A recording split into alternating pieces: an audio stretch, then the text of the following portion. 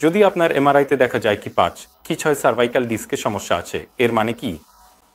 কি 5 কি 6 মূলত আমাদের ঘাট বা মেরুদণ্ডের সার্ভাইকাল অংশকে বোঝায়। তাহলে 5 কি 6 হলো একটি ডিস্ক যা এই জায়গার কোথাও অবস্থিত। যখনই কি 5 কি 6 ডিস্কের সমস্যা হয়, তখন কি 6 নার্ভটি ঘাড়ে চাপে পড়ে, যার ফলে ব্যথা হাতে নেমে যায় এবং কখনো কখনো অবশভাব ও স্পষ্ট দুর্বলতাও দেখা দেয়। সাধারণত যখনই কি 5 কি 6 ডিস্কের সমস্যা হয়, তখন কি 6 নার্ভ চাপে পড়ে এবং এতে বাইসেপস পেশিতে দুর্বলতা দেখা দেয়, অর্থাৎ কোনোই ভাঁজ করা বা কবজিতে দুর্বলতা হয়। এছাড়াও এটি এই দুই আঙুলে অর্থাৎ বুড়ো আঙুল ও তর্জনীতে অবশভাব বা ঝিনঝিনে অনুভূতি সৃষ্টি করে। কখনো কখনো ব্যথা খুব তীব্র হয়, কিন্তু চিন্তা করবেন না।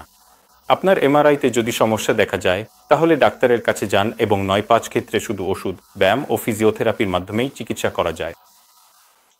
সার্জারির প্রয়োজন খুবই কম পড়ে এবং সাধারণত 2 থেকে 4 সপ্তাহের ভালো ফিজিওথেরাপি ও ওষুধেই বেশিরভাগ রোগীকে আমরা সুস্থ করতে পারি।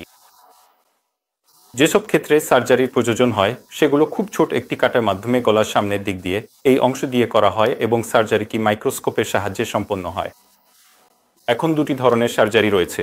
একটি হলো যেখানে আমরা ফিউশন করি, অর্থাৎ ডিস্কটি বের করে হাড়ের মাঝে একটি কেজ বসাই এবং হাড়ের মধ্যে একটি শক্ত বনি সংযোগ তৈরি করি।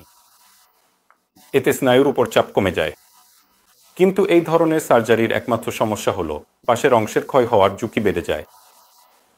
তাই এই সমস্যার সমাধানে আমরা এখন কৃত্রিম ডিস্ক প্রতিস্থাপন করি।